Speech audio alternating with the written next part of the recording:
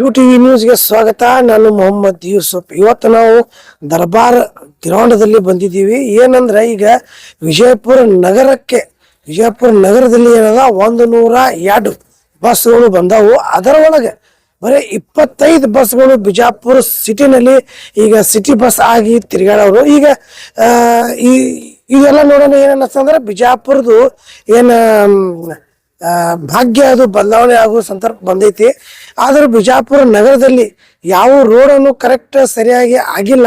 ಆದ್ರೂ ಸಹ ಬಿಜಾಪುರ ನಗರಕ್ಕೆ ಒಂದು 25 ಬಸ್ ಅನ್ನು ಸ್ಯಾಂಕ್ಷನ್ ಆಗ್ಯಾವು. 25 ಬಸ್ ಇಲ್ಲಿ ದರ್ಬಾರ್ ಗ್ರೌಂಡಿಗೆ ಬಂದಾವು. ನಾಳೆ ಮುಂಜಾನೆ ಈ 25 ಬಸ್ಸಿಗೆ 102 ಬಸ್ಸಿಗೆ ಲೋಕಾರ್ಪಣೆ ಮಾಡುವ ಸಂದರ್ಭದಲ್ಲಿ ನಮ್ಮ ಟ್ರಾನ್ಸ್ಪೋರ್ಟ್ ಮಿನಿಸ್ಟರು ಅವರು ರಾಮಲಿಂಗ ರೆಡ್ಡಿ ಅವರು ಬರತ್ತಾರ. ಮತ್ತು ಅವ್ರ ಜೊತೆಗೆ ಬಿಜಾಪುರ ನಗರ ಇನ್ಚಾರ್ಜ್ ಮಂತ್ರಿ ಉಸ್ತುವಾರಿ ಮಂತ್ರಿ MB ಪಾಟೀಲ್ ಅವರು ಕೂಡ ಇಲ್ಲಿ ಬರ್ತಾರ.